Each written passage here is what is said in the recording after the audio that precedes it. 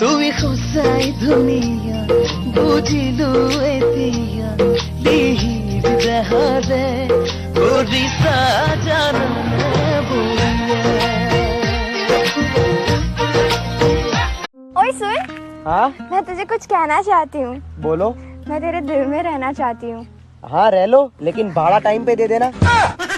5,000 रुपया महीना भाड़ा? हाँ भाड़ा। आपको पता है हम लड़कियों को मनाना बहुत मुश्किल होता है।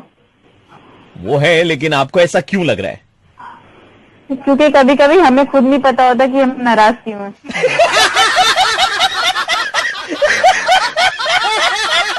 बहन तू कितनी प्यारी है ना। Oh thank you. कैसा लगा मेरा मजाक?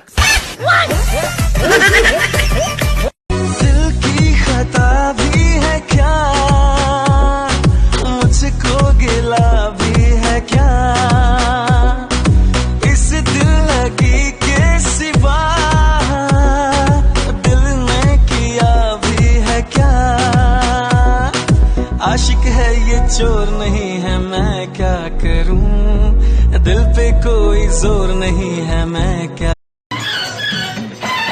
रास्ते में हम दोनों घर कैसे जाएंगे, घर वाले अब हमको खुद लेने